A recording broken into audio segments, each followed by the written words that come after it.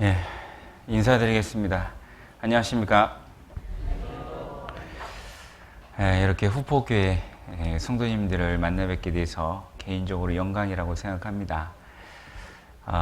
어제 잠깐 교제하면서 후포가 한 8,000명 정도 되는데 이렇게 아름답고 또 힘있는 성도님들이 계셔서 너무나도 귀한 교회라고 생각합니다.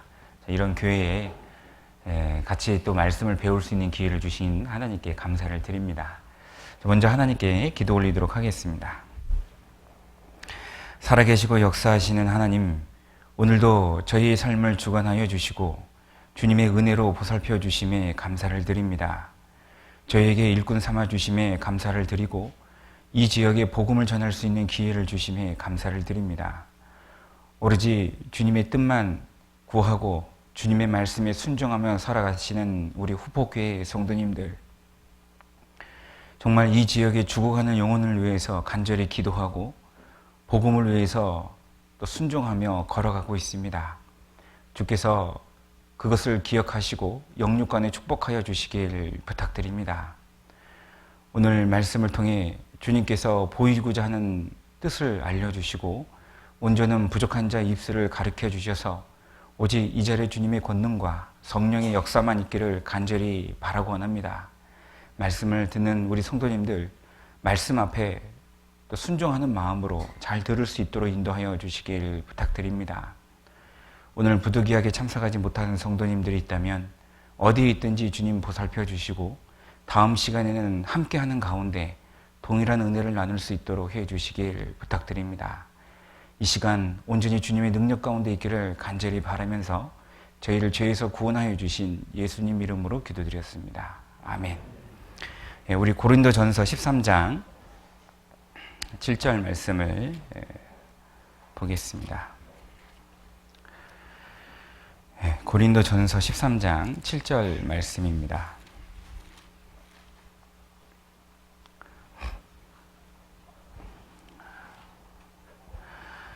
7절 말씀을 우리 천천히 같이 읽어보도록 하겠습니다. 모든 것을 참으며 모든 것을 믿으며 모든 것을 바라며 모든 것을 견디느니라.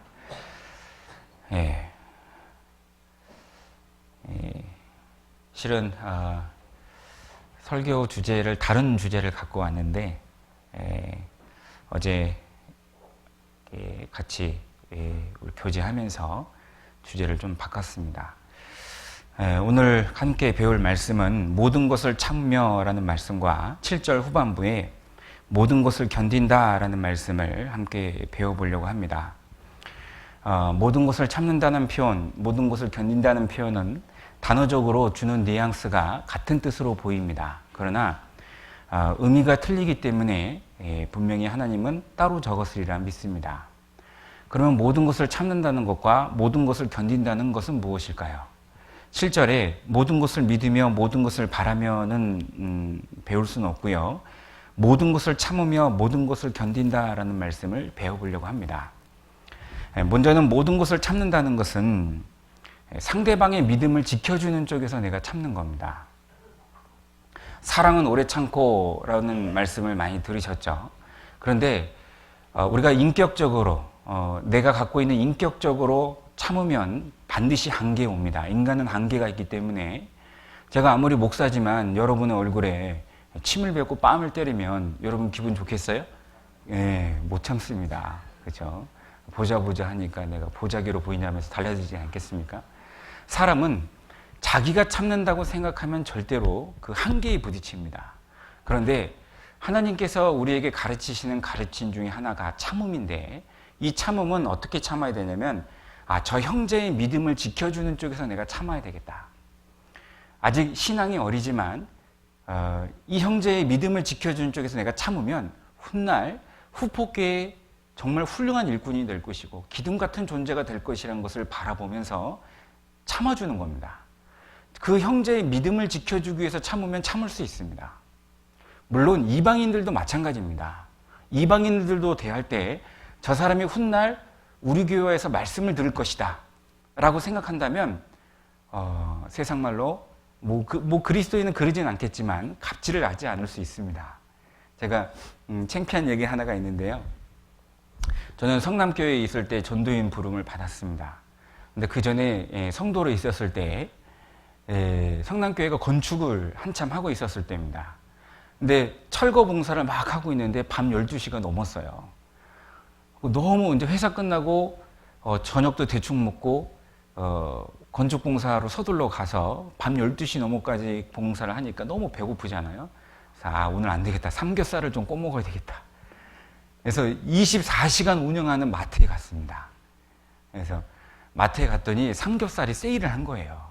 그래서 저거 세일하냐고 이거 주시라고 그랬더니 그분이 그러는 거예요. 손님, 세일 날짜가 지났습니다. 그러는 거예요. 왜냐면 제가 밤 12시 넘어서 왔으니까. 그러니까 이제 1시간, 한 30분 정도밖에 안 지났어요. 그래서 그래도 30분밖에 안 지났는데 세일을 가격으로 주시라고 그랬더니 안 된다고. 30분 지나서 안 된다고 그러는 거예요. 그래서 갑자기 이제 그 건축한 몸이라 몸도 그죠? 축 처져 있고 좀 예민해 있잖아요. 배도 고프고. 그래서 그런 얘기 들으니까 조금 이렇게 저도 사람인지라 욱하는 마음이 잠깐 딱 올라와가지고 제가 그래서 한마디 했죠. 아니 그러면 12시 지나서 그럴 거면 빨리 뗐어야지. 소비자를 우롱하는 것도 아니고. 그래서 제가 조금 갑질을 좀 했습니다. 오래전 얘기죠. 제가 지금 목회 활동 한 지가 지금 10년, 11년 차인데요. 한참 오래전 일입니다. 15년 전의 일이니까요. 그러니까 그러더니 이분이 이 사람 말하는 것이 좀 이상하네 그러면서 선생님 그러면 세일 가격으로 드리겠습니다. 그렇게 주는 거예요. 그래서 그때 이제 삼겹살을 받아가지고 집에 오는 길에 창피하더라고요. 이 사람이 나중에는 성남교회 와서 말씀을 들을 수 있을 분인데 내가 나에게 이익을 조금 얻자고 내가 너무 심한 말을 하지 않았는가라는 반성을 하게 된 적이 있습니다. 우리가 모든 것을 참는다는 것은 이와 같은 겁니다. 상대방의 믿음을 지켜주기 위해서 내가 참는 겁니다. 그렇게 하시면 참을 수 있습니다. 그러면 견디는 것은 무엇이냐? 내 신앙의 견딤입니다. 우리는 뿌리 깊은 나무는 아무리 비바람이 분다 할지라도 나무가지는 흔들릴 수 있어도 뿌리채 뽑히지 않는다는 얘기를 잘 알고 있습니다. 견디는 신앙생활은 우리에게 너무나도 필요한 신앙생활입니다. 우리는 인생의 허무 가운데 주님을 만났습니다. 주님은 우리 눈으로 볼 수 없지만 우리는 주님과 함께 동행하고 있습니다. 그러나 우리가 이 세상 가운데 나가면 이방인들과 어울리게 되고 그들과의 대화 속에 알게 모르게 우리는 왕따를 당하기도 합니다. 거기서 느끼는 외로움도 있을 수 있겠습니다. 우리가 전도를 할 때 핍박을 당합니다. 너나 믿어라. 교회를 나가면 쌀이 나오냐 뭐가 나오냐 하면서 교회 나간 사람들 다 이상해. 그러면서 핍박도 있습니다. 그런 가운데 내 믿음을 지키는 그 신앙이 바로 견디는 신앙입니다. 사랑은 모든 것을 참고 모든 것을 견디는 건데 이 두 가지는 명백한 차이점이 있습니다. 그래서 오늘 이 두 가지를 한번 구별해서 공부를 해보도록 하겠습니다. 먼저 모든 것을 참는다는 얘기를 한번 생각해 보죠. 고린도전서 8장입니다.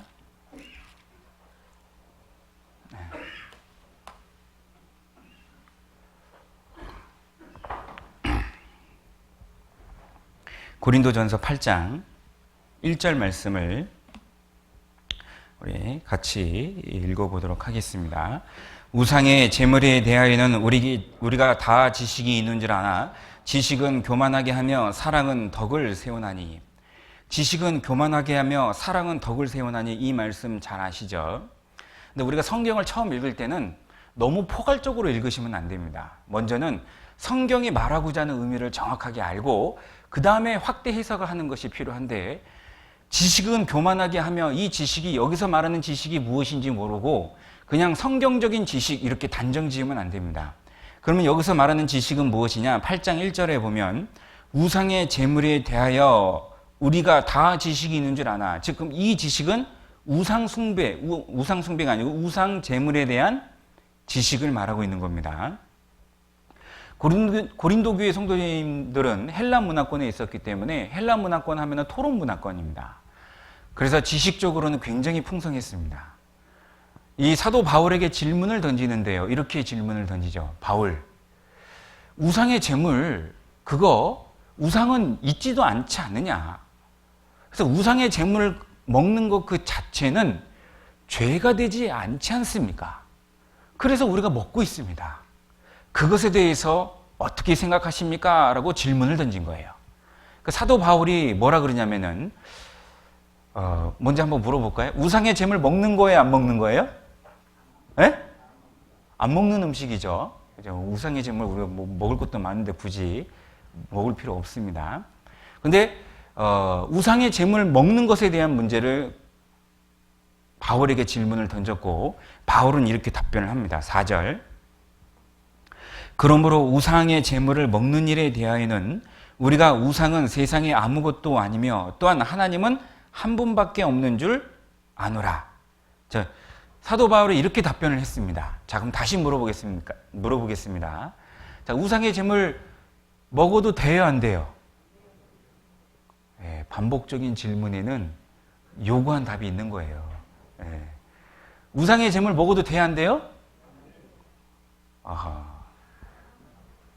예, 우상의 제물을 먹는 것, 우상의 제물 자체는 죄가 되지 않는다. 그러니까 우상의 제물을 먹는 것 자체는 문제가 되지 않는다. 사도 바울도 이제 이렇게 얘기를 하고 있습니다. 그런데 문제는 무엇이냐면, 헬라 문화권에 있어서 성경적인 지식이 풍성하지만 우상은 있지도 않기 때문에 우상 제물을 먹는 것 그 자체는 죄가 되지 않는데, 요거를 제가 지금 물어봤지만 상식적으로 우상 제물을 먹는 것은 우상 숭배랑 연결되어 있어요. 이것을 아는 사람은 많지 않아요. 저도 종갓집 종손으로 태어나서 어렸을 때부터 저희 어머님이 제사 지내는 것을 보았기 때문에 우상의 제물을 먹는 것은 그 우상 숭배로 연결되어 있었습니다. 그러니까 우상의 제물을 먹는 것은 우상 숭배인 거예요. 이렇게 알고 있는데 교회에 딱 들어왔더니 우상의 제물을 먹고 있어요. 그럼 마음에 문제가 돼야 안 돼요? 문제가 되는 거예요. 사도 바울이 그래서 이 얘기를 하는 겁니다. 봐라, 그래, 너희는 성경적인 지식이 있어서 우상의 제물을 먹어도 되지만 이제 막 구원받은 사람이 교회에 들어왔을 때는 그 모습을 보면은, 그 지식이 없는 사람이 그 모습을 보면 마음에 문제가 되지 않겠느냐. 그래서 7절에 그 얘기를 하고 있죠. 7절. 그러나 이 지식이 뭘까요? 우상의 제물을 먹어도 된다는 지식입니다. 이 고린도전서 8장에 이 지식을 우상의 제물을 먹어도 된다는 지식으로 알지 못하고 그냥 두리뭉실 성경적인 지식으로 생각하고 있다면 8장을 절대로 이해할 수 없습니다. 8장 7절 다시 보겠습니다. 그러나 이 지식은 사람마다 가지지 못했습니다. 어떤 이들은 지금까지 우상에 대한 습관이 있는 거예요. 우상에 대한 습관이 뭐죠? 예? 우상의 제물을 먹는 것은 곧 우상 숭배라고 이렇게 알고 있는 거예요. 그런 사람들이, 마저 읽겠습니다. 우상의 제물을 알고 먹는 거로 그들의 양심이 뭐 했어요? 약해지고 더러워지는 거예요.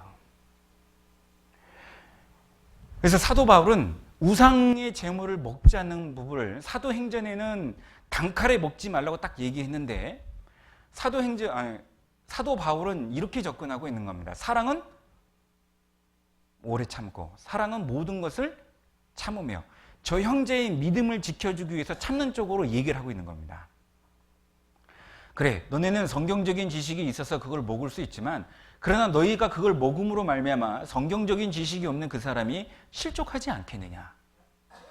그들을 위해서 먹지 말자. 이렇게 접근하고 있는 겁니다. 8장 1절을 다시 보겠습니다. 우상의 제물에 대하여는 우리가 다 지식이 있는 줄 아나. 그럼 이 지식이 무슨 지식이요? 우상의 제물을 먹어도 된다는 지식입니다. 그러나 이 지식이 어떻게 했습니까? 결국은 교만하게 한 거예요. 이 지식이 우상의 제물을 먹어도 된다는 그 지식을 갖고 있으니까 우상의 제물을 먹는 꺼려하는 그 사람을 보고 이 사람을 비교해서 자기의 신앙이 우월한 것처럼 얘기하는 거예요. 옛날에 저는 95년도에 구원을 받았는데요. 그 당시에 간혹 간증을 보면은, 간증을 들으면 굉장히 신령한 간증이 있어요. 왜 그런 신령한 간증을 할까? 말할 수 없는 아주 신령한 간증이 있습니다. 무슨 뜻인 줄 아세요? 그런 간증은 야, 너와 나는 레벨이 틀려. 이런 식인 겁니다. 우리나라가 흔히 실수를 범하는 것 중 하나가 싸우다가 분리하면 뭐라 그래요? 야, 너 민증 까봐. 너 몇 살이야? 그러죠? 예.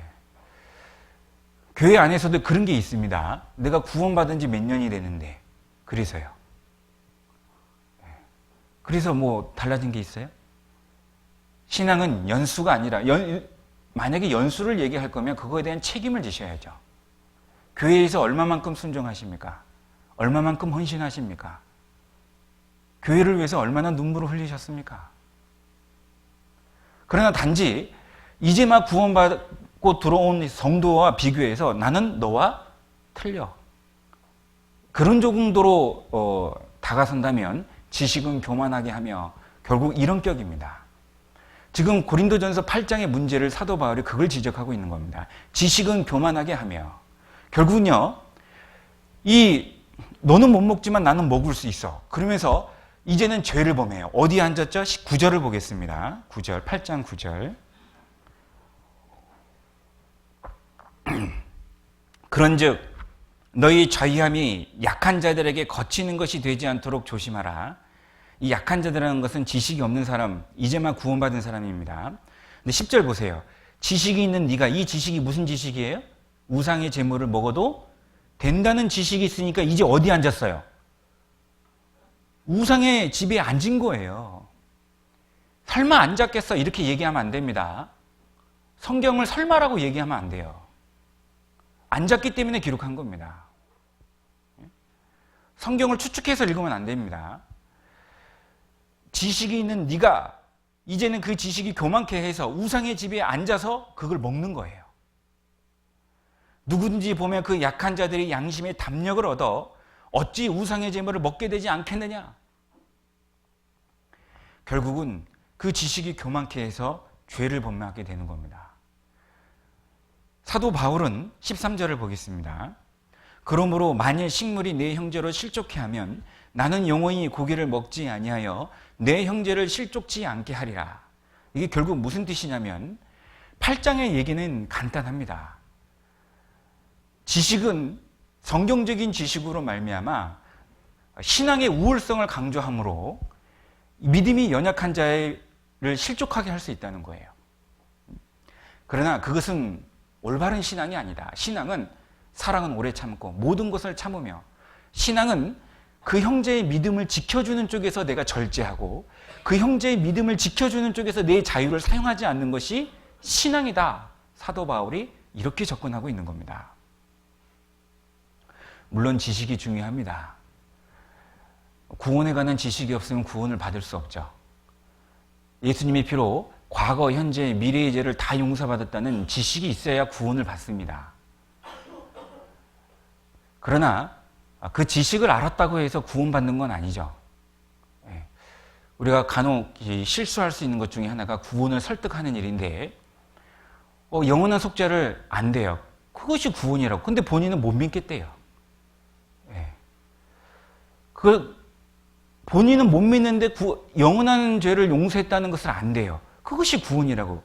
이렇게 설명하면 그 사람은 믿음이 들어있지 않은데 믿음을 강요하게 되고, 그리고 거짓 믿음을 가질 수 있게 됩니다. 여러분, 믿음은 이와 같은 거죠. 지나가는 사람이 저에게 10만 원만 빌려달라고 그래요. 여러분, 빌려줄 수 있어요? 못 빌려줘요. 언제 봤다고 빌려줘요. 근데 어머니가 10만 원 빌려달래요. 빌려줘요, 안 빌려줘요? 왜 빨리 얘기해야 돼요? 옆에 어머니 계신 분들.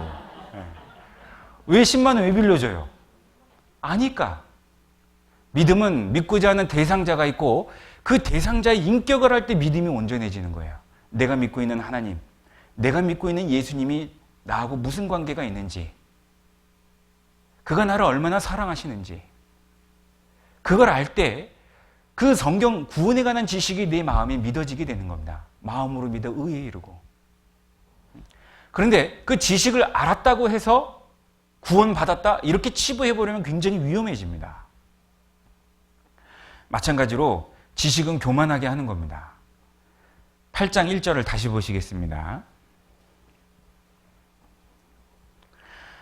우상의 제물에 대해서는 우리가 다 지식이 있는 줄 아나. 같이 읽겠습니다. 지식은 교만하게 하며 사랑은 맞습니다. 사랑은 덕을 세우나니 이 덕을 세우는 쪽으로, 즉 내가 절제함으로, 내가 조금 수고함으로, 내가 조금 피해를 봄으로 이 형제가 이득을 볼 수 있다면, 신앙에 도움을 줄 수 있다면 참는 겁니다. 어머니 자매님이 행주를 두고 막 이렇게 상을 닦고 있는데 청년 두 자매가 교제랍시고 저 끝에서 봉사하고 있는 어머니 자매님들이 있는데 잡담을 하고 있는 거예요. 그러면은 어머니 자매님들이 그걸 보면은 속이 타죠? 나는 열심히 일하고 있는데 저 두 자매는 뭐 하고 있어요? 잡담하고 있는 거예요. 근데 바라보는 시선이 틀리면 돼요. 그래, 아직은 어리니까. 아직은 신앙이 어리니까 그럴 수 있다. 이 자매들이 훗날 후폭기에 정말 어머니의 아주 없으면 안 되는 귀한 자매로 성장할 것이다. 그래서 그냥 넘어가 주는 거예요. 바라봐 주는 거예요. 그러면 지나가면서 무슨 이렇게 재미난 얘기 하냐고 얘기 한번 건네주고. 그런데 그걸 참지 못하고 그 자매의 믿음을 지켜주기 위해서 참지 못하고 내 성질대로 다 얘기해버려요. 아니 지금 너보다 나이 많은 나도 지금 이렇게 행주 들고 하는데 뭐 하고 있냐고 이렇게 얘기했다가는 그러면은 이제 문제가 되는 겁니다. 구원받은 지 얼마 안 된 형제가, 저는 제가 고등학교 1학년 때 공부에 대한 정점을 한번 딱 찍고 공부에 대한 회의감 한번 느꼈어요. 그래서 고2 때 제가 술, 담배를 배우고 노름을 했습니다. 근데 그렇게 안 보이죠? 근데 제가 구원을 받고 제가 담배는 금방 끊었는데 술은 끊는데 한 6개월 걸렸어요. 근데 예를 들어서요. 이제 구원받은 지 한 2년 된 형제가 교회에 오기 위해서 버스를 기다리고 있는데 담배를 피고 있는 거예요. 그걸 세상에 봤네. 버스를 타고 있는 사람이 형제가 본 거예요. 그러고는 교회당 도착하자마자 사람들을 다 불러 모아요. 세상에 그 형제 있지. 아직도 담배를 못 끊고 그러고 있네. 그러면요. 그렇게 얘기하면 그 형제가 바뀔까요? 바뀌는 게 아니에요. 여러분, 말씀으로 구원받고 말씀으로 신앙 성장하는 거예요. 내가 권면한다고 해서 바뀌는 게 아니에요. 신앙은 그분의 믿음을 지켜주는 쪽에서 참아주는 거예요. 그것을 그 형제가 왔는데 이제 빈자리가 없어요. 이미 그렇게 얘기해버렸어요. 그 형제도 세상의 인생의 허무 가운데 세상에 낙이 없고 정말 내가 왜 사는지, 왜 먹는지, 무엇을 위해서 사는지 방황하고 있다가 기가 막히게 예수님을 만났어요. 그도 예수님을 만나서 기뻐했고 인생의 답을 알았어요. 교회 오는 것이 그렇게 기쁩니다. 그런데 그 형제의 자리까지 뺏어버리면 그렇게 안 되는 거죠. 신앙은 상대방의 믿음을 지켜주기 위해서 내가 참는 겁니다. 내 성질대로 다 하는 것이 신앙이 아닌 겁니다. 3절, 우리는 그렇게 할 수 있는 이유를 사도 바울이 3절에 언급하고 있습니다. 3절 같이 읽겠습니다. 또 누구든지 하나님을 사랑하면 이 사람은 하나님의 아시는 바, 자, 우리가 누구를 사랑하기 때문에? 하나님을 사랑하기 때문에 그럴 수 있다는 거예요. 하나님을 사랑하기 때문에 형제 자매를 대해서 오래 참을 수 있다는 거예요. 여러분, 저도 신앙생활하면서 겪었지만 개인적인 친분은 하나님이 반드시 금을 그어놔요. 그런데요, 하나님을 사랑하는 마음을 가지고 형제 자매를 대하면 아무리 힘들어도 형제 자매를 사랑할 수 있어요. 정말 그렇습니다. 여러분, 하나님 사랑하십니까? 네. 하나님이 누군지 알고 계세요? 저는 하나님을 사랑하고 믿었습니다. 저에게 있어서는 하나님은 굉장히 특별한 분입니다. 왜냐하면 제가 알고 있는 하나님은 그 하나님의 인격은 100% 선입니다. 상대방의 인격을 알아야 믿음이 온전히 쓴다 그랬죠. 제가 믿고 있는 하나님, 여러분이 믿고 있는 하나님의 인격은 100% 선입니다. 조금도 거짓이 없습니다. 이 세상 사람들은 악의를 가지고 나한테 접근합니다. 경험해 보셨죠? 저도 많은 경험을 가지고 있습니다. 그러나 하나님은 악의를 가지고 나한테 접근한 적이 있을까요? 그런 적이 없어요. 여러분 그걸 아셔야 돼요. 내가 알고 있는 하나님이 내가 알고 있는 친구 중 가장 선한 친구 중에 한 사람으로 치부해버리면 안 됩니다. 내가 알고 있는 하나님은 100% 선하신 분, 조금도 오류가 없으신 분, 나에게 있어서 가장 진실하신 분이 바로 나의 하나님입니다. 100% 선하신 분이라는 것을 알게 되면 그 하나님이 징계하심에도 받을 수 있어요. 왜요? 하나님은 악의를 가지고 때리지 않다는 걸 알아요. 육신의 부모는 아이를 훈계할 때 자기의 감정이 올라와서 때릴 수도 있어요. 그런데 하나님은 그러지 않아요. 하나님은 100% 선하신 분이기 때문에 징계를 받을 수 있어요. 그분은 악의를 가지고 나한테 대한 게 아니에요. 제가 고려대학교 모 교수의 그 강의를 청강한 적이 있습니다. 근데 그 교수가 이런 얘기를 하는 거예요. 여러분, 인생은 피라미드입니다. 그렇죠? 예를 들어서 전국에 1등 하는 고등학생들이 서울대 갔습니다. 1등이 몇 명이죠? 한 명이에요, 한 명이에요. 그 한 명이 되기 위해서 치열한 경쟁이 있고 그 경쟁 속에 모함과 시기와 질투와 버림이 있는 거예요. 제일 밑에가 말단 직원이고 그 위에 대리, 과장, 차장, 부장, 사장이 있습니다. 말단 직원에서 대리 진급은 웬만하면 다 올라갑니다. 근데 대리부터 과장 진급이 조금 어려워요. 저는 이제 과장까지 있다가 이제 교회 부름을 받고 들어왔거든요. 제가 안 대리로 있다가 안 과장으로 올라갈 때, 이제는 경쟁이 치열하니까 제가 그렇게 행동하지 않았는데 일을 만드는 거예요. 그렇게 행동하지 않았는데 이상한 소문을 만드는 거예요. 저도 그걸 경험했습니다. 정말 친한 친구라고 생각했는데 뒤에서 호박씨 까고 있어요. 하나님은 여러분을 호박씨 깔까요? 안 깔까요? 안 깝니다. 여러분 그거 아셔야 돼요. 언제나 내 편, 언제나 진실하신 분, 나에게 있어서 가장 솔직하신 분, 그분은 나의 하나님입니다. 그 하나님을 믿었기 때문에, 그 하나님을 알았기 때문에 예수님의 피가 내 죄를 용서했다는 그 믿음이, 그 내용이 내 마음에 들어오는 거예요. 그 하나님의 인격을 알지 못하면 아무리 예수님의 피를 얘기한다 해도 믿을 수가 없죠. 그건 지식일 뿐인 거예요. 내가 하나님을 사랑하기 때문에 형제 자매님을 사랑하는 겁니다. 그래서 참을 수 있는 거예요. 사도 바울은 3절 말씀처럼 또 누구든지 누구를 사랑하면 하나님을 사랑하면, 하나님을 사랑한다는 그 조건 하에 우리가 형제 자매를 참을 수 있는 겁니다. 10장, 고린도전서 10장을 보겠습니다. 23절.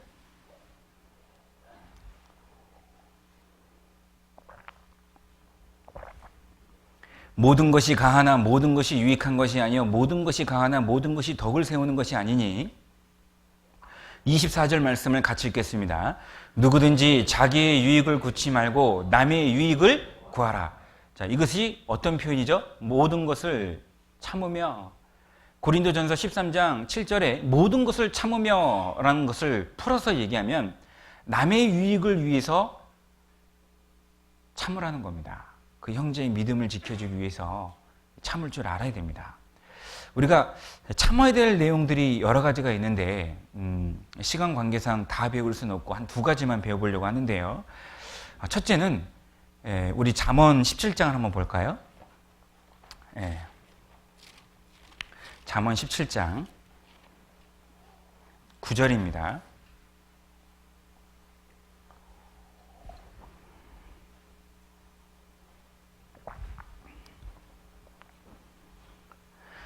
잠언 17장 9절. 허물을 덮어주는 자는 사랑을 구하는 자요 그것을 거듭 말하는 자는 친한 것을 이간하는 자니라. 성경은 분명히 언급하고 있습니다. 네 감정대로, 네가 원하는 대로 말하라고 얘기되어 있지 않습니다. 요즘 막 프로 보면요, 그냥 옛날에는 그러지 않았는데 요즘 막 예능 프로 보면은 자기 안에 속에 있는 내용을 거침없이 얘기해요. 근데 그런 걸 들으면서 굉장히 또 통쾌해요. 세상이 약해진 겁니다. 9절에 보면 허물을 덮어주는 것이 사랑을 구하는 거라고 얘기했습니다. 모든 것을 참는 것 중에 하나, 바로 첫 번째는 덮어주는 행위가 필요합니다. 사랑의 특징이라고 할까요? 아니면 사랑 속에서 나오는 거라고 할까요? 사랑의 특징 중에 하나는 상대방에게 상처를 주기 싫어한다는 거죠. 사랑 가운데 우리가 많은 것이 나온다는 걸 알 수 있는데, 예를 들어서 사랑 가운데 열정이 나옵니다. 사랑은 우리 눈에 보이지 않지만 두 남녀가 열정적인 모습을 통해서, 열정적으로 사랑하는 모습을 통해서 사랑하고 있다는 것을 미루어 짐작할 수 있죠. 사랑 가운데 수고가 나오죠. 데살로니가 전서 1장에 보면 사랑의 수고와, 그 수고가 사랑에서 나온다는 걸 알 수 있습니다. 사랑 가운데 또 뭐가 나오죠? 헌신이 나오죠. 사랑을 알기 전에는 나만을 위해서 먹었고 나만을 위해서 입었어요. 오직 돈을 벌면 나를 위해서만 썼죠. 그러나 누군가를 사랑하게 되면 그 사람을 이해하게 되고 타협하게 되고 용서하게 되고 심지어 내 것을 그에게 주게 되는 거예요. 그리고 그 두 사람 사이에서 사랑하는 자녀가 나오면 어떻게 해요? 이 자녀에게 투자한다 그래요? 아니에요. 아낌없이 줘요. 우리 어머니분들이 그러잖아요. 본인들은 찬물에 밥 말아 먹고 자기 자식은요, 뜨신 밥 주고. 우리 어르신들은 서울에서 고생하는 자식들 명절에 내려오면 먹을 거 냉장고에 고이고이 다 숨겨놓고 있다가 명절 때 집에 갈 때 또 그거 다 뺏었다가 챙겨주시고. 왜 그럴까요? 사랑 가운데서 나오는 겁니다. 제가 지금 여기다 A4 용지 하나 나눠드릴 테니까 사랑이 무엇인지 한번 적어보세요 하면 적을 수 있어요? 잘 못 적을 거예요. 그러나 분명한 것은 무엇이냐면 우리는 사랑을 알고 사랑을 나누고 있고 사랑을 행위를 하고 있어요. 사랑의 특징 중에 하나가 무엇이냐면 상대방에게 상처를 주기 싫어한다는 거예요. 제가 구원받기 전에는 굉장히 욕을 잘했습니다. 그렇게 안 보이시죠? 제 고향이, 저는 구로동이 고향입니다. 근데 제가 이렇게 생겨도 골목대장 2인자였습니다. 근데 1인자가 잘 안 되대요. 그래서, 근데요, 제가 구원받고, 바로 안 된 것 중에 하나가, 술은 6개월 동안 못 끊었지만, 구원받고 교회에 들어와서 딱 바로 끊은 것이 무엇이냐. 끊은 거라기보다도 제가 스스로가 안 되더라고요. 욕이 안 됐어요. 저는 구원받고 교회에 들어와서 욕 한 번 한 적이 없습니다. 왜냐면 그 더러운 욕을 교회에서 할 수가 없어요. 왜 그럴까요? 정말 하나님에 대한 사랑이 가득하다면 이제 그 더러운 것들을 내놓고 상대방에게 상처를 주지 않으려고 한다는 거죠. 우리가 하나님을 사랑한다면 형제자매님들의 허물을 덮어줄 수 있습니다. 얼마든지 그렇게 할 수 있습니다. 문제는 내 안에 하나님의 사랑이 말라있기 때문에 그런 거예요. 하나님의 말씀을 제대로 듣지 않죠? 영화 감상합니다. 교제를 제대로 참석하지 않죠? 하나님을 느낄 수가 없습니다. 예를 들어서 제가 회사에서, 예를 들어서입니다. 그랬다는 것이 아니고, 회사에서 상사에게 꾸지람을 당했어요. 그래서 기분이 안 좋죠. 그래서 집에 가는데 제가 새 아이의 아빠입니다. 문을 딱 열고 번호키 띡띡띡 누르고 문을 딱 열었는데 이 새 아이들이 2단 옆차기를 하고 비계를 던지고 화장기를 던지고, 지금 제가 기분이 안 좋아요. 상사한테 꾸짖으람을 들어서. 문 열고 딱 들어가는데 이 아이들이 집이 완전 난장판인 거예요. 그날 그 애들은 어떻게 됐을까요? 그 애들은 죽는 거예요. 그죠? 죄송합니다. 목사가 애들 죽인다는 얘기 하면 안 되는데. 그날 그 애들 어떻게 되죠? 끝나는 거예요. 근데 이제 다른 상황인데 들어보세요. 회사에서 오늘 제가 보너스 100%를 받았어요. 예를 들어서 월급이 300만 원이면 생각지도 않게 100%, 300만 원이 보너스로 입금이 된 거예요. 기분 좋아요, 안 좋아요? 기분 좋아요. 야, 오늘 자매 나한테 시집와서 고생도 하고 그렇게 잘해준 것이 별로 기억도 없고 오늘 칼질을 하리라 애들이랑 데리고 그렇게 기쁜 마음으로 교회를 집에를 딱 갔는데 문을 딱 열는데 애들이 2단 옆차기 하고 비계 던지고 막 화장지 던지고 있어요. 근데 마음이 좋아. 그럼 그 애들한테 어떻게 할까요? 얘들아 우리 치우고 놀자. 같은 상황인데 그들에게 대하는 게 틀려요. 왜 그러죠? 내 마음의 상태예요. 여러분 환경을 탓하시면 안 돼요. 모든 원인은 여러분의 마음인 거예요. 내 마음이 하나님의 사랑으로 가득 차 있으면 그 사람의 믿음을 지켜주는 쪽에서 얼마든지 행동할 수 있습니다. 한번 해보십시오. 그래, 내가 저 형제의 믿음을 지켜주기 위해서 내가 참자. 그 형제가 나한테 거짓말을 했습니다. 그래도 참을 수 있어요. 믿음을 지켜주자. 아직 어리니까. 그 형제가 나한테 너무나도 심한 말을 했어요. 참자. 지켜주자. 그 믿음을 지켜주자. 그러면요 참을 수 있어요. 한번 해보세요. 빌립보서 1장입니다.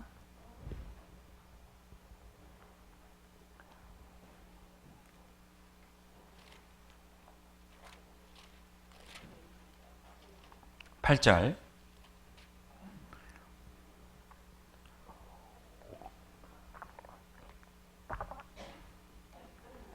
같이 읽겠습니다. 내가 예수 그리스도의 심장으로 너희 머리를 어떻게 사모하는지 하나님이 내 증인이시라. 예수 그리스도의 심장은 어떤 것인지 잘 아시죠? 예수님의 감정을 말합니다. 그러니까 우리는 하나님의 사랑으로 늘 예수님의 감정을 가지고 성도들을 대해야 된다는 거죠. 그 학예 수행회 때인가요? 전도사였을 때 어떤 자매가 상담을 한 거예요. 자매가 왔는데 고3인데 경상도 자매였습니다. 부산 자매였는데 전도사님 제가 정말 마음이 답답합니다. 그러는 거예요. 뭐가 그렇게 답답하냐고. 아니 신앙생활 열심히 하면 부모님 구원받는다고 했잖아요. 하나님 약속이잖아요. 그렇지. 전도사님도 그렇게 신앙생활하고 있었단다. 그렇게 해서 전도사님도 9년 만에 아버지가 구원받았단다. 그런데 왜 아직까지 저희 아버지 어머님이 구원을 못 받아요? 제가 교회 안 빠지고 말씀 시간 잘 듣고 토요일날 형제자매들 교제도 하고 그런데 왜 제 아버지 제 어머니가 구원을 못 받아요? 제가 이 말씀을 찾아줬어요. 혹시 우리 자매님 집에 들어가서 책가방 획 던지고 엄마 밥 줘. 집에 교회 와서는 형제 자매님들을 대할 때는 하나님의 사랑으로 대하는 것 같은데 집에 가서는 엄마를 막대하는 거예요. 집에 가서는 아빠를 막대하는 거예요. 그러지 않냐고. 그런다고 하는 거예요. 그런데 어떻게 전도가 돼요? 여러분, 하나님의 사랑을 가지는 것은, 내 안에 하나님의 사랑을 품는 것은 거짓이 아닙니다. 내 안에 하나님의 사랑이 가득한데 일관되게 해야지 교회에서 다르고 학교에서 다르고 집에서 다르고 그러면 안 되죠. 베드로전서 4장을 보겠습니다.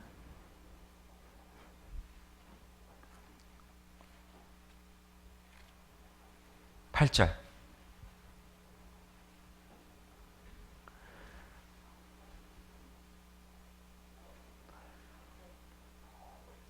같이 읽겠습니다.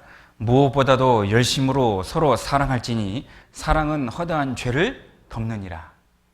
우리가 성경을 읽을 때요, 우리나라 말은 하고자 하는 말이 뒤에 나오기 때문에 성경을 뒤에서부터 읽으면 여러분 성경 읽을 때 조금 편합니다.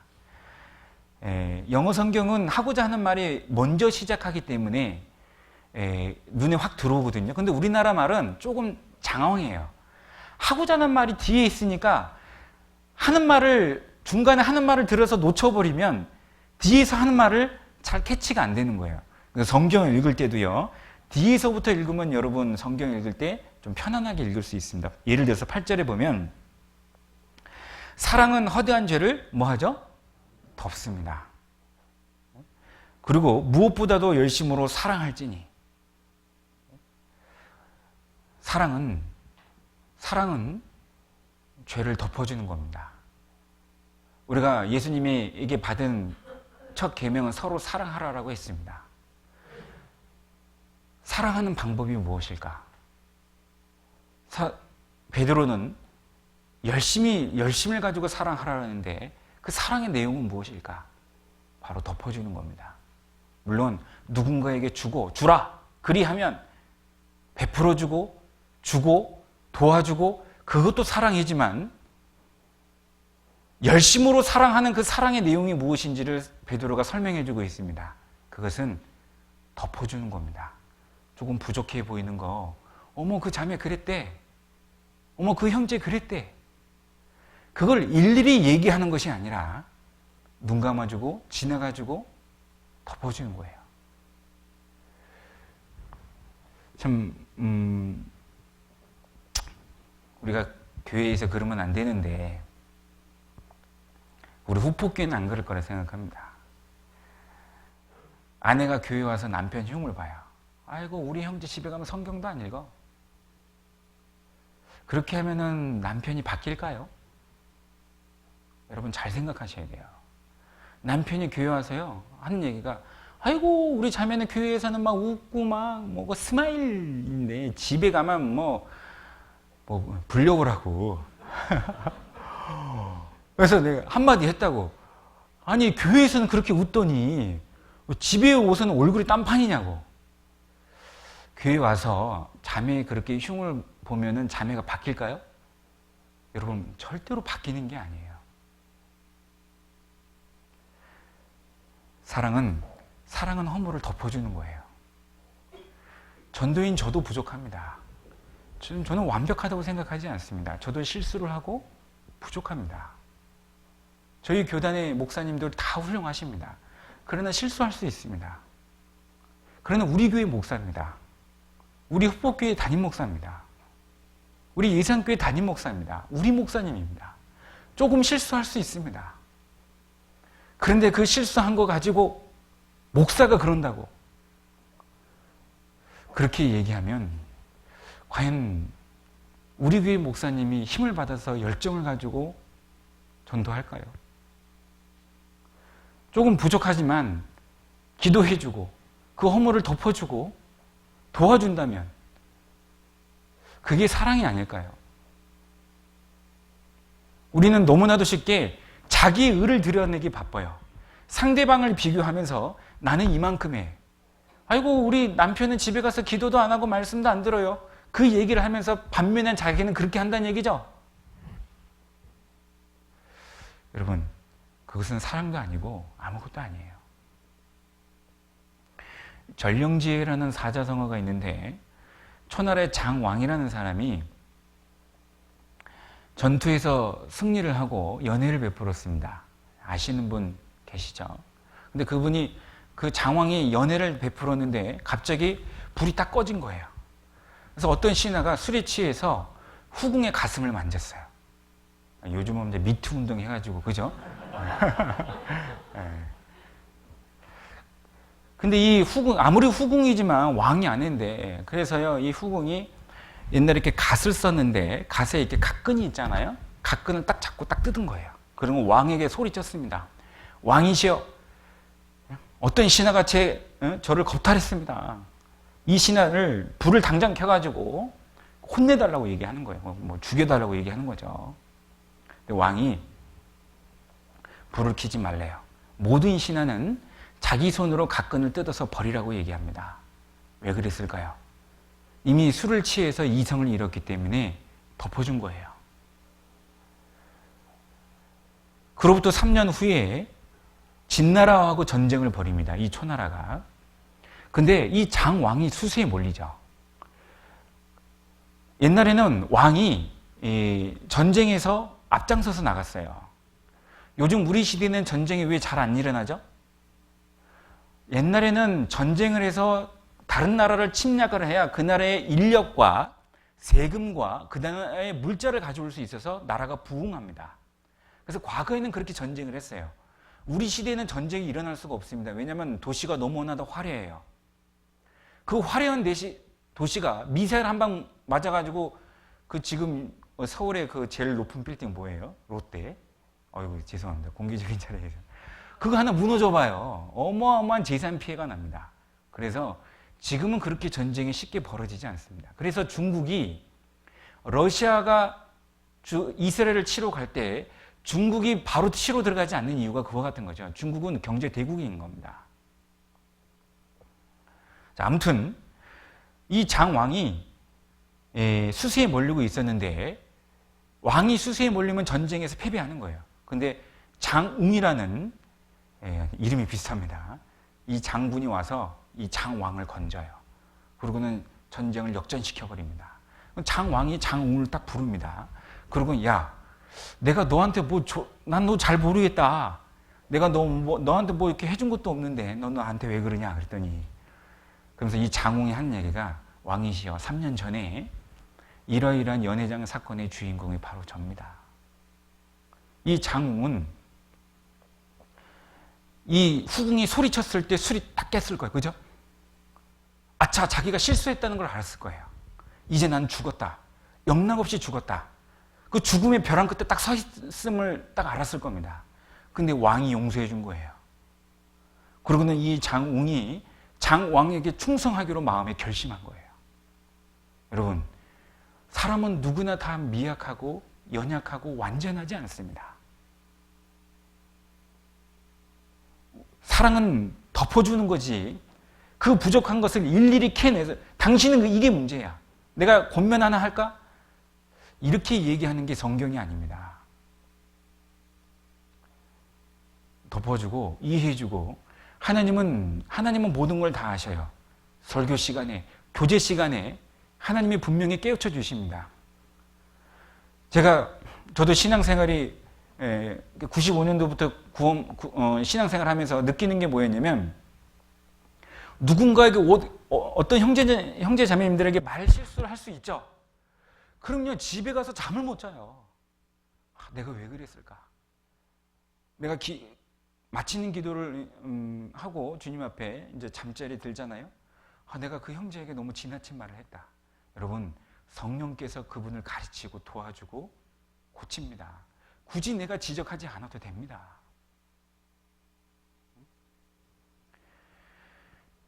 고린도전서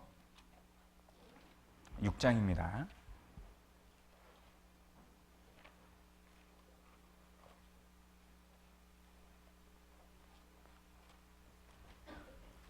7절.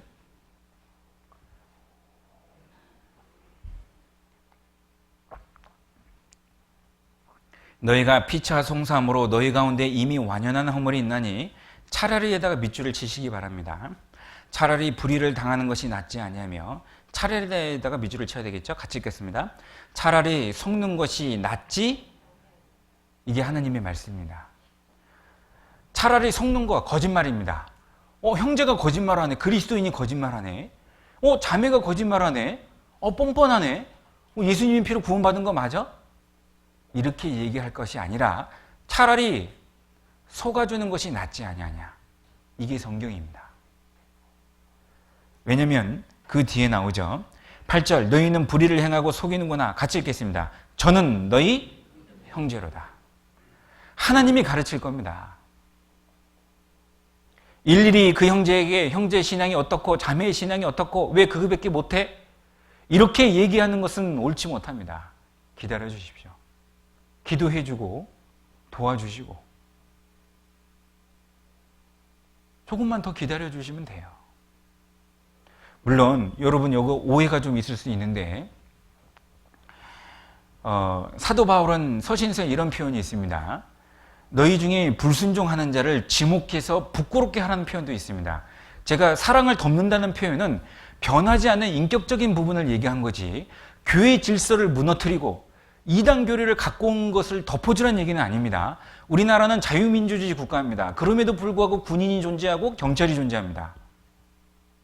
자유민주주의 국가인데 기본적인 질서의 테두리가 있는 거예요. 교회는 하나님의 말씀에 순종하고 그 순종의 테두리 안에서의 자유함인 겁니다.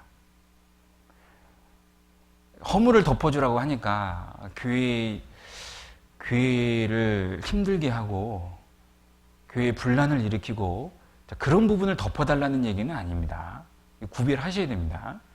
예를 들어서 저는 제 아내가 있는데 제가 가정생활을 화목하게 하려면은 지켜야 될 질서가 있어요. 바람을 피면 안 되는 거예요. 그죠? 바람을 피면서 내 가정이 행복할 걸로 기대하면 돼요, 안 돼요? 그건 안 되는 거예요.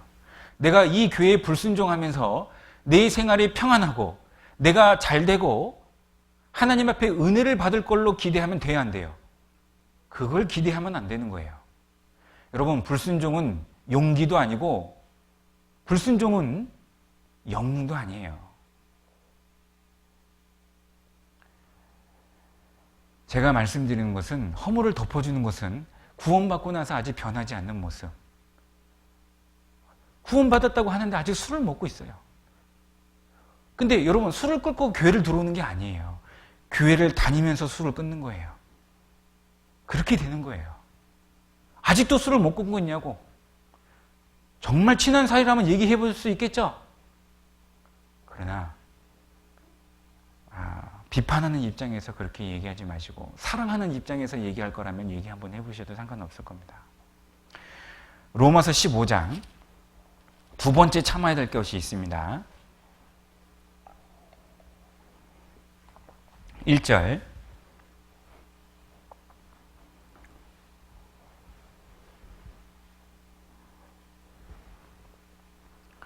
로마서 15장 1절 우리 강한 자가 마땅히에다가 밑줄을 쳐야 되겠습니다. 우리 로마서 15장입니다. 우리 강한 자가 마땅히에다가 밑줄을 치시기 바랍니다. 15장 1절을 같이 읽겠습니다. 우리 강한 자가 마땅히 연약한 자의 약점을 담당하고 자기를 기쁘게 하지 아니할 것이라. 이것이 참음임인데요. 마땅히라는 것은 권리가 아니고 의무임을 말씀드리려고 밑줄을 치라고 했습니다. 신앙은 해도 되고 안 해도 되고 그런 게 아닙니다. 부부가 결혼을 하면 부부 생활이라는 또 다른 생활이 존재하듯이 그 부부 생활을 내가 해도 되고 안 해도 되고 그런 개념이 아닌 겁니다. 예를 들어서 이제 막 구원받은 사람이 있는데 교회 나오는데 너무 어려워요. 거리 때문에. 제가 그거를 언제 제가 95년도에 구원받을 때는 제 집하고 교회당 거리가 버스의 종점과 종점 가는 버스를 2번 갈아타고 교회 갔어요. 그래서 물론 그 거리 때문에 제가 시험을 받은 적도 있긴 했었어요. 그렇지만 제가 또 감사한 게 뭐냐면 그 먼 거리를 제 신앙을 지켜주기 위해서 어떤 형제가 차량 봉사해 주는 것도 제가 감사함으로 알고 있어요. 일종의 이런 겁니다. 이제 막 구원 받았는데 이 형제의 믿음을 지켜주는 쪽에서 내가 당분간 차량 운행을 해주는 거예요. 그러면 이 형제가 교회 안에서 성장하면 이제 본인 스스로 교회를 나올 수 있어요. 근데 처음부터 뭐 길 잘 들어야 된다고. 네? 여러분, 그런 표현은 교회에서 하면 안 되는 거예요. 하나님은 마땅히 강한 자가 약한 자를 담당하라고 되어 있습니다. 그것은 권리가 아니고 의무입니다. 내가 구원을 받고 하나님 앞에 사랑을 받은 이 사랑을 행하는 것 중에 하나가 바로 약한 자를 도와주는 거예요. 그런데 뭐 이 사람 차량 운행해주면 기름값 나가죠? 내 정력 소비하죠? 내 시간 나가죠? 자, 이걸 다 계산하고 있어요. 그 형제의 믿음을 지켜주기 위해서 참는 행위가 아닌 거예요.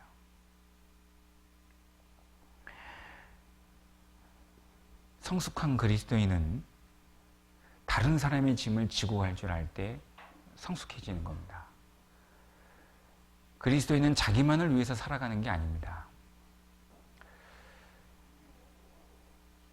내가 조금 더 희생해서 내가 조금 더 수고함으로 그것이 될 수 있다면 저는 개인적으로 제가 그 예산에 돈이 많아서 우리가 돈이 있으면 여의도 땅도 사죠. 안 그랬습니까? 근데 넉넉한 살림이 있지 않기 때문에 제가 건축소장하고 일을 진행합니다. 밑에 층이 저희가 4층에 있는데 밑에 층이 모텔이에요. 그래서 돈은 한정되어 있고 제가 이제 건축소장해서 최대한 아껴보려고 하는 겁니다.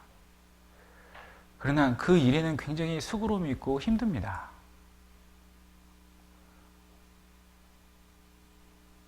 그러나 제가 하나님께 항상 기도하는 건 무엇이냐면, 주님, 이것이 주님이 복음을 위하는 것이라면, 주님의 복음을 이루는 것이라면 제가 하겠습니다.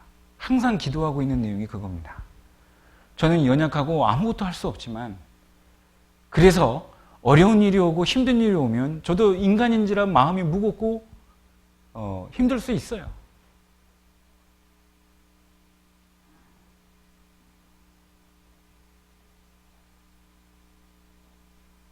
그러나 주님, 이게 복음을 위하는 것이라면 하겠습니다. 우리가 약한 자를 담당하는 것이 주님을 위하는 것이라면, 복음을 위하는 것이라면 얼마든지 할 수 있는 겁니다. 연말에 대해서 목사님, 제가 직분을 받았는데 너무 힘들고 부담으로 여기고 이럴 거면, 이렇게 생각하는 것은 옳은 생각이 아닙니다. 우리는 반드시 죽으면 그리스도의 심판대 앞을 지나가게 됩니다. 어떤 내용인지 아세요? 그냥 바로 천국에 들어가는 것이 아니라 그리스도의 심판대 앞에 딱 서서 네가 이 세상에서 이렇게 살았지 하고 하나님의 심판을 물어보게 되는데, 저는 궁금했어요. 하나님, 도대체 뭘 물어봅니까? 근데 성경에 몇 구절이 있습니다. 마태복음 24장, 마태복음 25장입니다.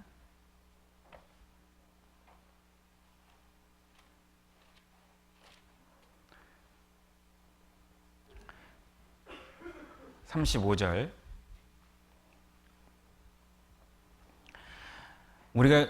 우리는 그리스도의 심판대를 피할 수 없는데 그 심판의 내용 중에 한 가지입니다. 35절. 내가 줄일 때에 너희가 먹을 것을 주었고, 목마를 때에 마시게 하였고, 나그네 되었을 때에 영접하였고, 벗었을 때에 옷을 입혔고, 병들었을 때에 돌아보았고, 옥에 갇혔을 때에 와서 보았느니라. 이걸 물어봅니다. 여러분, 구원받은 사람이라면 예수님 앞에 설 때 반드시 이 질문을 듣게 됩니다.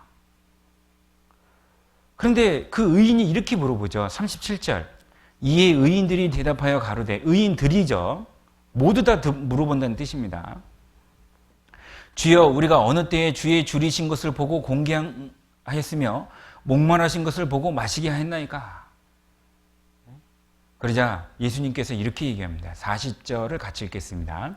임금이 대답하여 가라사대, 내가 진실로 너희에게 이르노니 너희가 여기 내 형제 중에 지극히 작은 자 하나에게 한 것이 곧 내게 한 것이니라 하시고. 강한 자가 마땅히 약한 자의 짐을 지고 감당해야 되는 그 말씀처럼, 교회 안에서 약한 자의 믿음을 지켜주는 쪽에서 내가 참는 겁니다.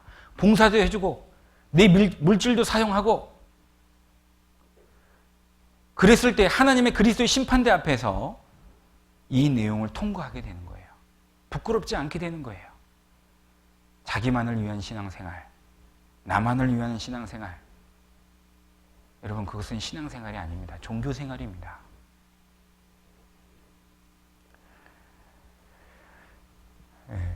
이제 시간 관계상 다 말씀드릴 수는 없지만요, 제가 모든 것을 참는 거 2가지 말씀드렸는데 이건 꼭 기억했으면 좋겠어요. 상대방의 허물을 덮어주자. 그것은 바로 참는 행위입니다. 2번째, 교회 안에서 믿음이 연약한 자를 도와주자. 이것이 바로 참는 행위입니다. 고린도전서 13장 7절, 2번째로 배워야 될 말씀입니다. 고린도전서 13장 7절. 모든 것을 참으며 모든 것을 믿으며 모든 것을 바라며, 같이 읽겠습니다. 모든 것을 견디느니라. 이제 견디는 신앙을 좀 배워보겠는데요. 모든 것을 참는 것은 누구의 신앙을 위해서 참아요? 상대방의 믿음을 위해서. 견디는 신앙은 누구의 신앙이에요? 이건 나의 신앙인 거예요. 견딘다는 것은 내가 살아가면서 싫어하는 것들에 대해서 제거하지 않고 그것을 이겨낸다는 뜻입니다. 사랑은 내가 싫어하는 것을 제거하는 것이 아니라 견디는 것을 말하는 거예요. 저는 대리 때부터 제가 핸드폰 개발 업무를 했었는데요. 보통 뭐 전임연구원, 선임연구원 이렇게 부릅니다. 근데 저는 그런 실력이 없는데 저는 대리 때부터 팀장이 돼서 한 프로젝트를 개발을 했습니다. 그러다 보면요, 제가 팀장이니까 저와 같이 일할 경력사원이나 신입사원을 제가 한두 명을 제가 다시 뽑아요. 그러면 그 이력서를 보면 이런 내용이 있어요. 어떤 사람 이력서를 보면 3개월 일하고 그만두고 6개월 일하고 그만두고 심지어는 한 달 일하고 그만둔 내용을 이력서에 적어놔. 여러분, 그 이력서를 보고 이 사람을 채용해요, 안 해요? 그 사람은 채용 안 해요. 이 사람을 왜 채용하지 않냐면 견디는 걸 모르는 거예요. 회사 딱 들어갔더니 힘들어서 그만두는 거고, 회사 딱 들어갔더니 상사가 마음에 안 들어서 그만두는 거예요. 이 사람하고는 같이 일을 못합니다. 견디는 신앙생활은 무엇을 말하냐면 우리는 하나님을 사랑하고 주님의 복음을 위해서 살아갑니다.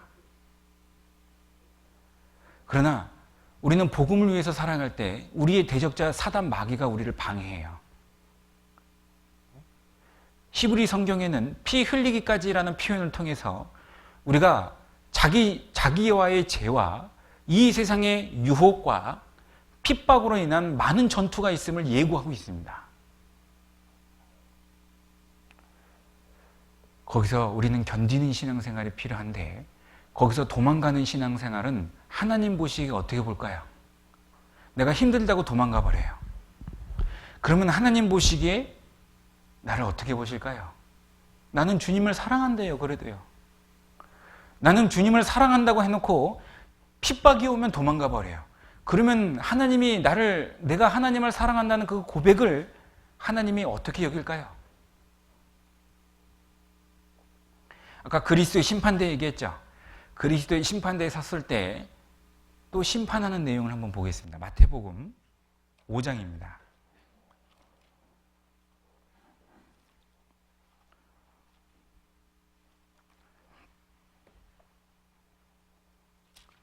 마태복음 5장 11절 10절부터 읽겠습니다. 의를 위하여 핍박을 받는 자는 복이 있나니 천국이 저희 것임이라. 나를 인하여 저희를 욕하고 핍박하고 거짓으로 너희를 거스려 모든 악한 말을 할 때에는 너희에게 복이 있나니. 12절 기뻐하고 즐거워하라. 하늘에서 너희의 상이 뭐라? 큼이라. 여기 보시죠. 너희의 상이 큼이라. 이 얘기는 그리스도의 심판대 앞에 쓴 거죠. 그리스도의 심판대 앞에서 상급을 받는 거니까. 근데 그 심판의 내용이 뭐예요? 네가 복음을 위해서, 나를 위해서 핍박을 받을 때 도망가지 않았다는 거예요. 견디는 신앙생활을 했다는 거예요. 하나님은 그걸 지켜보고 있습니다. 저도 사회초년생을 가질 때 가장 먼저 겪어오는 것은 술자리죠.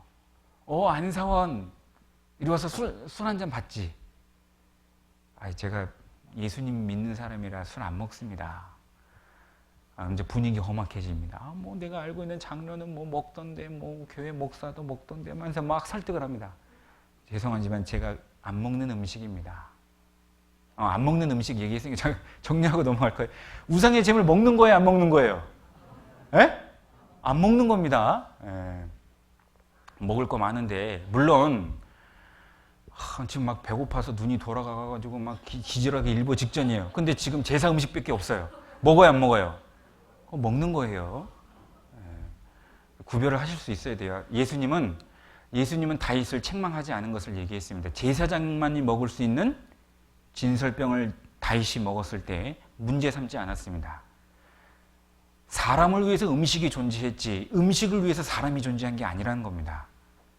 배가 고프면 그 음식을 먹을 수 있는 것이 그 율법 때문에 사람이 죽는 게 아닌 거라는 거예요. 그러나 우리가 먹을 거 많은데 제사 음식 손대면 안 됩니다. 자, 아무튼 하나님 앞에 12절 다시 한번 보시죠. 12절. 예. 기뻐하고 즐거워하라. 하늘에서 너희의 상이 뭐라? 큼이라. 저도 이렇게 술자리에서 그 했을 때, 결국은 막 이제 그래요. 막 상이 뒤집어 엎어지고, 같이 왔던 신입, 쟤 잘렸어. 내일 아마 책상 없을걸? 그런데요, 그 다음날 아무 일 없어요. 하나님이 지켜주셔요. 잘려요?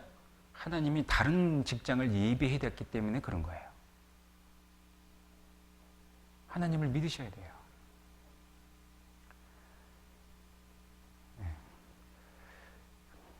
그분이요, 저한테 술 따르면서, 안세원, 이 술 한 잔만 먹어. 내가 너 초고속 승진시켜 줄게. 어림없어요. 그 승진이 중요합니까? 저는 예수님이 중요한 거예요. 견디는 신앙을 하지 못하면 사랑의 힘을 알 수가 없습니다. 내가 신앙생활하면서 어려운 것을 견디지 못하면 하나님의 사랑도, 내가 하나님을 사랑하는 증거도 내보일 수가 없습니다. 제가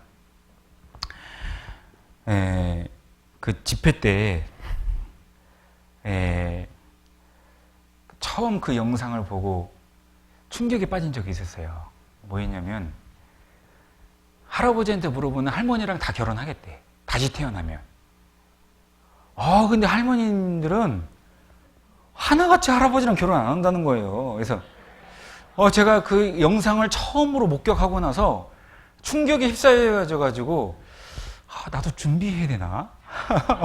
그랬어요. 그래서 그러면서 제가 그 영상을 보고 왜 그럴까? 그래서 창세기 3장에 보면 이런 표현이 나오죠.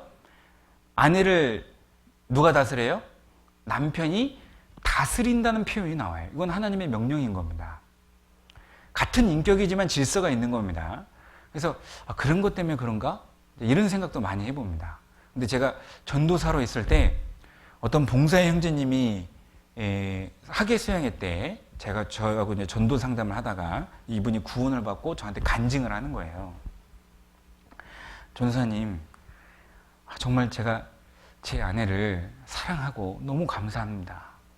그러길래 그러면은 그 자매한테 사랑한다고 고맙다고 얘기해봤냐고.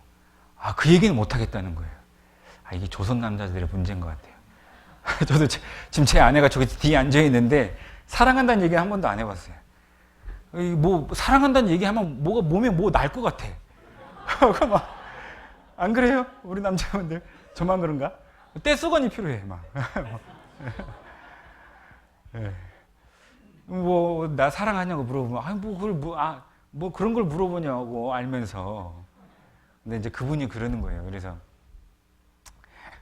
그래도 한번 얘기해보라고. 근데 못하겠대. 근데 제가 그랬어요. 왜 아내를 그렇게 사랑하냐고. 왜 아내가 고맙냐고. 그랬더니, 먼저는 아내가 교회 다닌 걸 핍박을 많이 했대요. 후라이팬도 던지고, 쌍욕도 하고, 때리기도 하고. 그런데 이렇게 귀한 말씀을 듣고 깨닫고 보니까 너무 감사가 된 거예요. 너무 감사하다는 거예요. 아내가 도망가지 않은 거예요. 견딘 거예요. 그러면서 이 형제가 이런 얘기를 합니다. 전사님, 그것뿐만 아니라 제 아내가 변변치 않는 살림에 시집 와서 쥐꼬리만한 월급으로 자녀 키우고 분명히 어려운 환경이 있어서 도망갈 수 있었는데 도망가지 않고 엄마로서 그 위치를 지켜주고 지금 그걸 구원받고 나니까 그게 다 보이는 거예요. 그래서 감사하다는 거예요. 그래서 그때 조금 이해가 된 게 무엇이냐면 할아버지들이 왜 그렇게 쭈글쭈글한 할머니랑 다시 결혼한다고 했을까? 여러분 성욕을 따지면 남자가 여자보다 성욕적인 부분이 더 강해요. 다시 태어난다 그러면 미스 코리아랑 결혼한다 그러지 왜? 왜 쭈글쭈글한 할머니랑 결혼한다 그러죠? 이 할머니가 그 모든 세월을 견딘 거예요. 이 할아버지는 그걸 안 거예요. 그 어려운 시절. 자식 키우면서 그 힘든 시절을 이 할아버지는 다 본 거예요. 할아버지가 보기에는 이 할머니면 된 거예요. 다시 태어나도 이 할머니랑 살면 아무리 힘든 일이 와도 또 살아갈 수 있다는 거예요. 일종의 시험의 패스입니다. 공무원이 되려면 공무원 시험 패스를 해야 되죠. 삼성 직원이 되려면 삼성 시험 패스를 해야 됩니다. 그래서 제가 이제 이 형제님한테 형제님이 철 들으셨네요. 그걸 깨닫는 것이 바로 철 듣는 건데 지금 대단하십니다. 맞습니다. 여러분, 견디는 신앙생활은 무엇을 말하냐면 내가 하나님을 사랑하는 것을 입증하는 겁니다. 언제나 주님이 제 편이 되어 주셨듯이 주님, 앞으로도 저도 언제나 항상 주님 편이 되겠습니다. 아무리 힘들어도 주님과 함께 동행하겠습니다. 견디는 신앙생활은 하나님이 나에게 의무로 요구하는 것이 아니라 고린도전서에 내가 주님을 사랑함으로 그 사랑 때문에 살아가는 또 하나의 삶인 겁니다. 그래서 내 삶은 열정이 가득하고 오직 주님의 뜻이라면 무엇이든지 헌신할 수 있는 것이 바로 그런 겁니다. 견디는 신앙생활. 아무리 힘들어도 견딜 수 있는 신앙생활. 고린도후서 4장을 보겠습니다.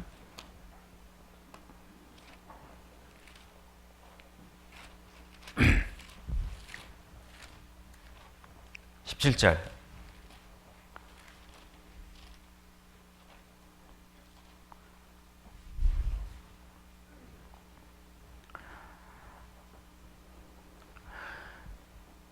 우리의 잠시 받는 환난에 경한 것이 지극히 크고 영원한 영광에 중한 것을 우리에게 이루게 함이니. 이 말씀이 왜 기록되어 있죠? 잠시 받는 환난에 경한 것. 환난이 있다는 걸 말해요. 그러나 그것은 작은 것이다. 그러나 그것을 견디면 너는 영광이 있을 것이다. 우리는 구원받으면 반드시 환난이 있습니다. 핍박이 있습니다. 말씀 한번 듣자고 얘기하는데 저분이 말씀 한번 듣자고 얘기하면 저분이 저한테 비꼬고 조롱하고 그런 거 무서워서 얘기 못하는 거예요. 여러분, 전도는 부담감을 가지고 하는 거예요. 그리고 전도는 그 사람이 곧 죽는다는 생각을 가지고 전도하는 거예요. 나도 벼랑 끝에 서 있었고 누군가 실수로 밀어버리면 영원한 지옥에 떨어진다는 걸 체험했죠. 내가 이것을 저 사람에게 전하지 않으면 저 사람은 죽는다는 생각을 가져야만이 전도가 되는 겁니다. 그러면 그 사람이 아무리 뭐라 해도 나는 얘기하는 거예요. 삼국지가 시작되기 전에 후한 시대가 있었죠. 그때 아주 그 광무제 왕 밑에 성홍이라는 아주 유명한 신하가 있었습니다. 근데 이 광무제 왕이요, 이 성홍이 탐나는 거예요. 사위를 삼고 싶은 겁니다. 근데 자기 딸이 다 시집을 가서 이게 자기 목적을 이룰 수 없었다가 때마침 자기 딸 하나가 미망이 딱 돼버렸어요. 그래서 요 송홍을 불러서 자기 사위를 삼으려고 일단 부릅니다. 그러고 얘기를 하죠. 속담이 귀해지면 친구를 바꾸고 또 아내를 바꾼다는 얘기가 있는데 그것이 인지상정이 아니겠어? 이렇게 얘기를 하게 됩니다. 그러자 송홍이 아주 유명한 말을 하죠. 변천지교 불가마, 조광지처 보라당, 이렇게 얘기합니다. 빈천지교는 무슨 뜻이죠? 가난하고 빈천한 때 사귄 벗은 잊어서는 안 되고, 조광지처는 잘 아시죠? 지게미와 썰개를 먹고 고생한 아내는 내치지 않는다. 왜 고생했습니까? 그 아내가 도대체 왜 고생했습니까? 사랑입니다. 견딤은 물론 고통스러워요. 그래서 견딤을 잘 못하는 경우가 있어요. 제가 학예수행할 때 그 대부분 우리 형제님들은 이제 담임 목사님한테 상담하기가 좀 어려운 내용 중에 하나가, 당연히 술 담배를 끊어야 되는데 담임 목사님 찾아가면 아직도 못 끊는 경우가 돼서 이제 학예수행할 때 이제 다른 전도인하고 상담을 해요. 근데 제가 술 담배를 못 끊은 형제, 3년 동안 못 끊은 형제를 상담을 하게 되는데 그 형제님이 그러는 거예요. 목사님, 제가 술, 담배 끊어야 될 이유를 알아요. 근데 제가 3년 동안 못 끊었어요. 도대체 제가 왜 못 끊습니까? 제가 미치겠다고 막 그런 거예요. 그래서 제가 그랬습니다. 형제님, 모르는 게 하나 있습니다. 제가 뭘 모를까요? 형제님, 형제님은 고통을 예견하고 있지 않습니다.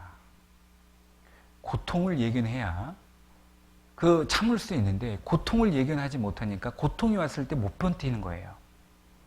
내가 이 술을 끊으면, 술을 끊자마자 다가오는 고통을 예견하면 방비를 하고 준비를 해요. 그러면 그 고통을 참을 수 있는데 그냥 끊어야 되겠지만 생각하고 끊어버리는 거예요. 그러면요, 고통이 밀려왔을 때 그 고통에 대한 예비를 안 하니까 문제가 생기는 거예요. 예를 들어서입니다. 우리 교단은 자매님들이 대부분 많아요. 그리고 우리 교단은 또 자매님들이 공부도 대체적으로 잘해요. 형제님들은 별로 없어요. 그러다 보니까 이렇게 딱 중매를 하다 보면 어떤 형제는 전문대생이고 어떤 자매는 아주 유명한 대학에 나와서 교사를 하고 있어요. 근데 이제 이 두 분을 중매를 하는 경우가 생겼습니다. 근데 이 형제가 아주 지혜로운 형제인 거예요. 이 형제가 딱 두 번째 만날 때 이렇게 얘기합니다. 자매한테. 자매님 보시기에 사회적으로 보면 저는 전문대생이고 자매님은 굉장히 유명한 대학을 나왔습니다. 이것이 문제될 것 같으면 시작을 안 했으면 좋겠습니다. 자매님은 교사고 저는 별볼일 없는 중소기업을 다니고 있는 직원입니다. 이것이 문제될 것 같으면 아예 시작도 안 했으면 좋겠습니다. 그러나 자매님, 제가 얘기할 수 있는 건 저는 예수님의 피로 구원받은 형제고 복음을 위해서 살 거고 교회를 위해서 살 겁니다.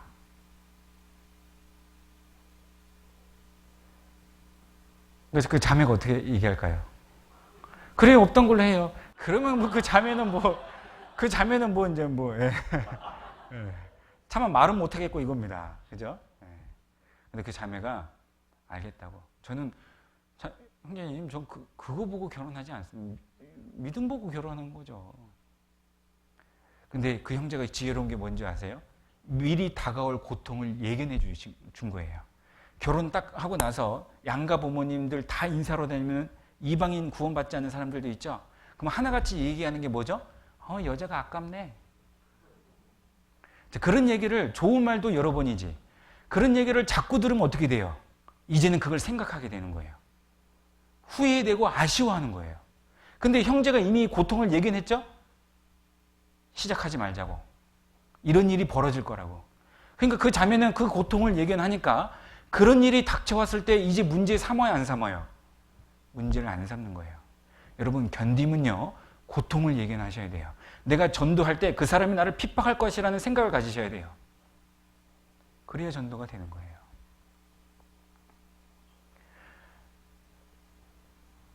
견딤에 대한 신앙을 배우지 못하면 여러분, 그 다음 신앙을 배울 수 없는 게 집념입니다. 견딤을 못 배웠는데 어떻게 집념으로 넘어가요? 고통을 예견해서 견디는 신앙을 해야 집념으로 넘어가요. 내가 악착같이 저 사람을 전도하리라. 집념의 신앙. 내가 무슨 일이 있어도 교회를 떠나지 않으리라. 그 집념의 신앙. 그것은 견디는 신앙을 배우지 않고서는 절대로 배울 수 없어요. 히브리서 12장입니다.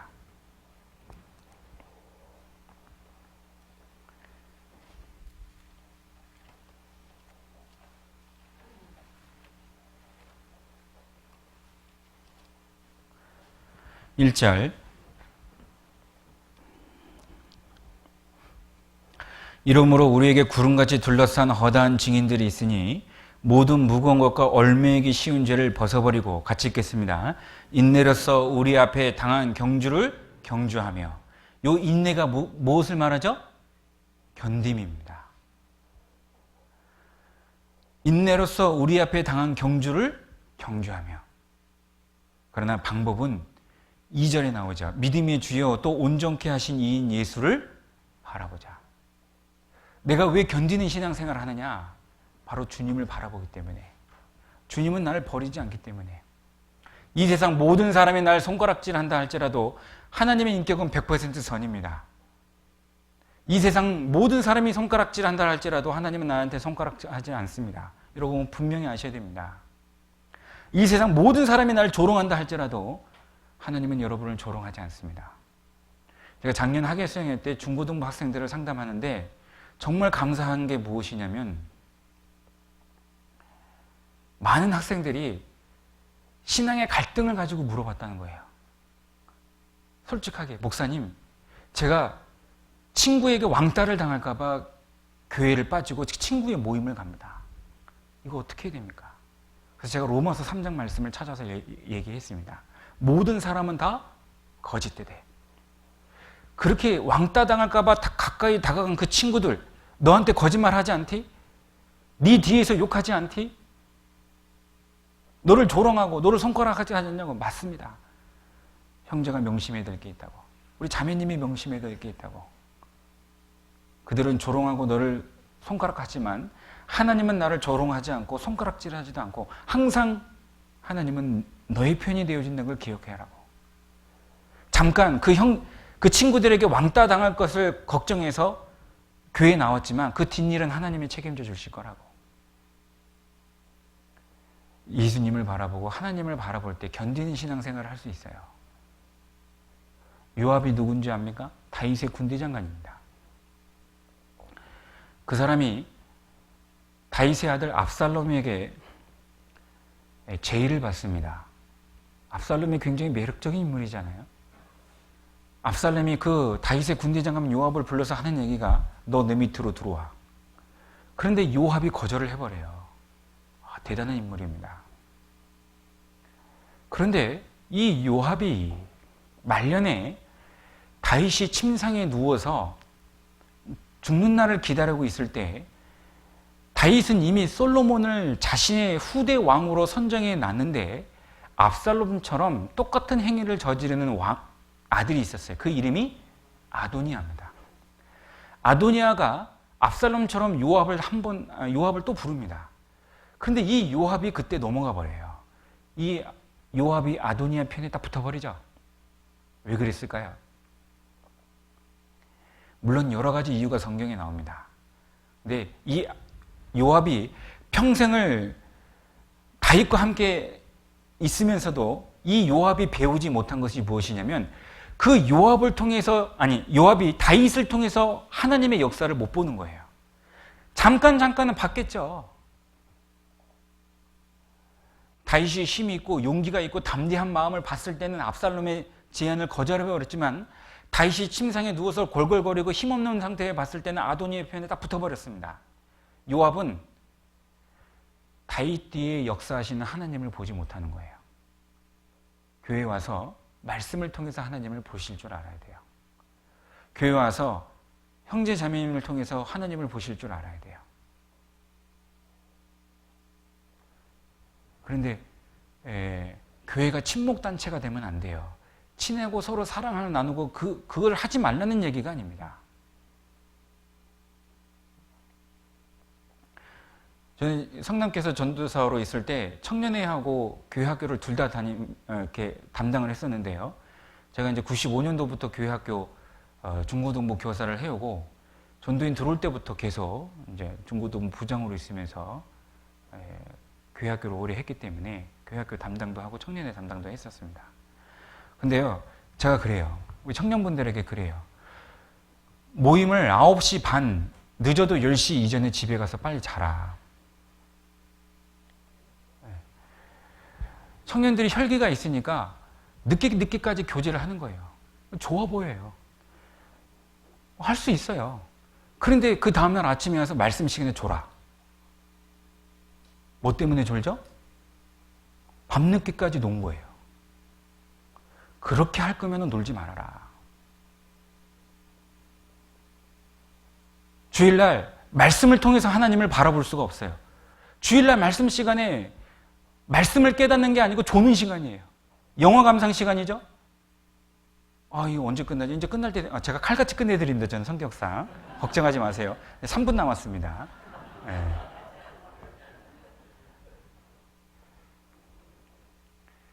아무런 유익이 없어요. 그래서 저는 10시에 집에 다 보내요, 청년들. 왜냐하면 그 다음날 주일 말씀 때 하나님 말씀에 대한 교훈과 은혜와 충만함이 없어요. 졸았거든요. 주일 말씀에 열심히 졸고 나서 그 다음에 뭐 하죠? 점심 먹고 또 뭐 해요? 놀아. 출애굽기 15장입니다.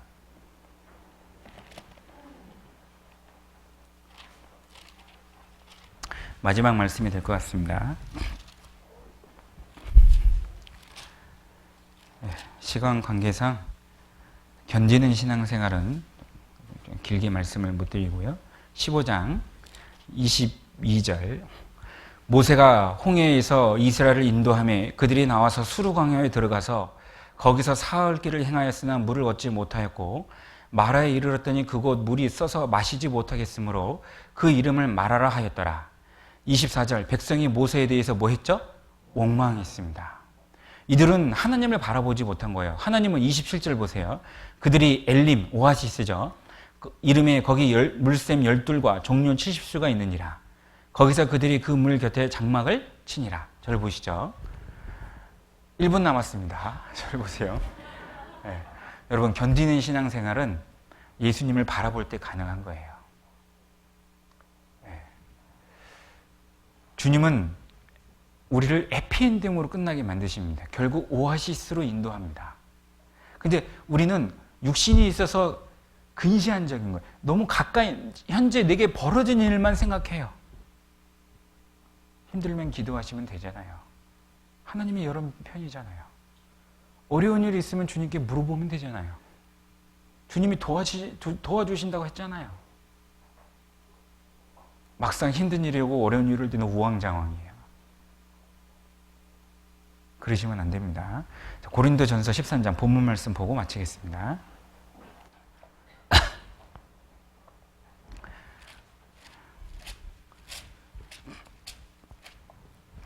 7절 같이 읽겠습니다. 모든 것을 참으며 모든 것을 믿으며 모든 것을 바라며 모든 것을 견디느니라. 오늘 7절 말씀을 같이 배웠는데요.